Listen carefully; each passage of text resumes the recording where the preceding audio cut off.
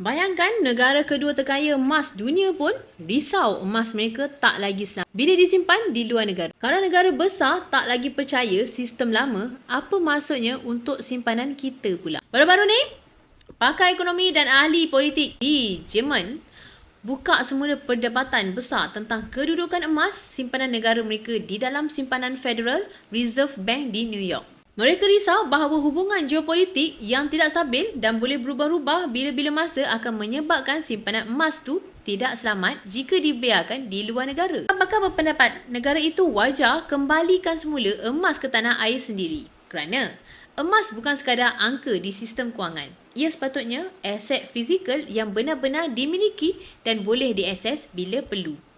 Malahan, ada yang berkata sebab Donald Trump tak boleh diramal, emas kita tak lagi selamat di simpanan federal. Ini bukan drama ekonomi semata-mata. Ini isu keyakinan terhadap sistem mata wang kertas dan simpanan luar negara. Ini beri kita satu isyarat besar, tuan-puan. Jika negara-negara besar rasa perlu kembali kepada emas fizikal, bagaimana pula dengan kita sebagai individu? Nilai duit kertas boleh turun. Sistem fiat boleh goyang pada bila-bila masa. Tapi emas fizikal kekal sebagai aset sebenar yang tak boleh dicetak atau hilang nilainya begitu saja. Ini bukan sekadar teori, ini realiti ekonomi dunia 2026.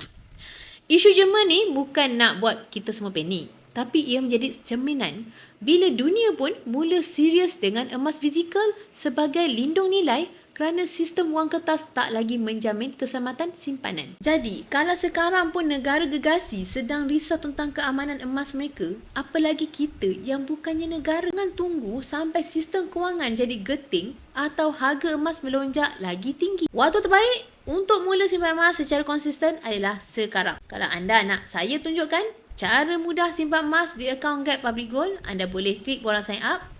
Saya akan tunjukkan caranya. Emas, pasport kekayaan kita semua.